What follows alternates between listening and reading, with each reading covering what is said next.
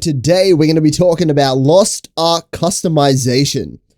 Now, first of all, a video was released recently. If you haven't seen it, oh my goodness, Lost Ark's a pretty good game. You should probably keep an eye on it. I'm going to put the new information together with all of the old info and make some kind of conclusion about what customization is going to be like in Lost Ark. So let's get started with the newest shit that's come out. Now we got a very small bit of gameplay and it shows off some of the hairstyles that you can actually choose. Amazing hairstyles. No, that's not what this video is all about, but there is some important details that are in this particular, very short period of gameplay. And that's the fact that they've only shown 10 slots with 10 more open slots. This could mean a couple of different things. Basically, the business model, which we will get into a little bit later. The second option that we are going to be available is changing the color. Now, to be honest, I don't speak Korean, and even if you did, I don't think you could even read the title in the video anyway. It's a little bit blurry. It's a video of a fucking computer screen. So in my opinion, it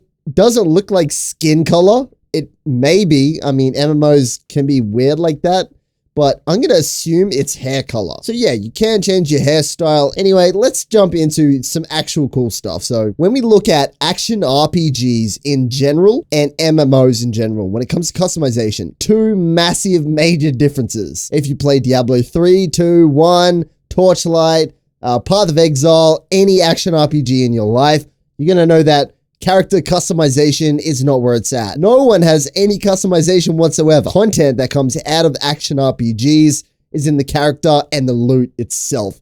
Your build and what loot you have to support that. But on MMOs, on the other hand, it's totally different, right?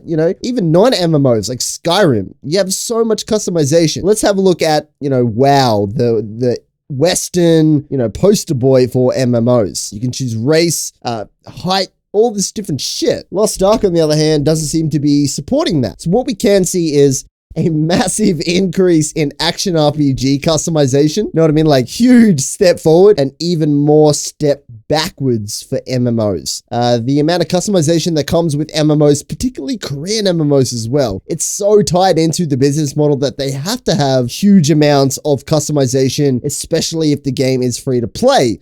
And that is not currently active in Lost Ark of the gameplay that we've been shown.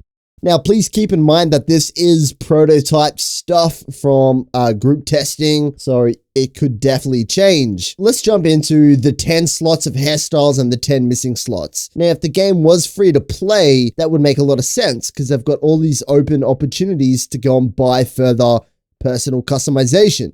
Very similar business model to other games that are out there right now.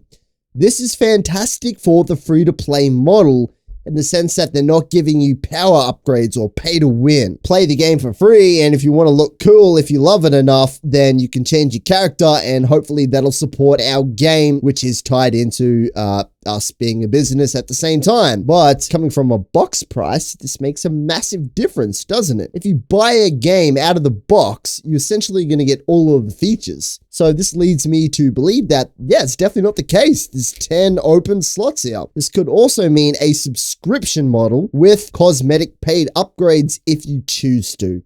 To be honest, I've covered a couple of Korean games lately, and that's my opinion about how it's going to go. It'll probably be a subscription model with paid cosmetic upgrades if you want. The subscription model will last for about a year and then it will fail based on the market, which we all are aware of, and they are definitely aware of as well, but they will go through this model at the start to basically generate as much revenue as possible. It's literally like a hybrid business model designed to fail on purpose with extra things. So that's just my opinion about it, but nothing has been revealed yet. So it's really interesting to see how they are actually like I'm an action RPG guy. I'm definitely not an MMO guy. Action RPG standards, this shit is like next level. Like, wait up, you can change your hairstyle? That is insane. MMO is like, wait up, that's it? You can't even, change X or X or X or whatever. Now let's jump into some previous information that we have. Now we know that the developers have said in the past that the characters will be gender locked.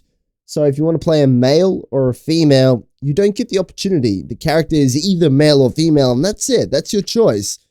And based on like the bazillion comments that you guys have sent to me, customization is a real big deal. And it's not for me, but for you guys it is. And I assume it's because you guys are MMO players. And I can totally get why. I see the appeal to be able to customize a character more in depth and to be unique to yourself.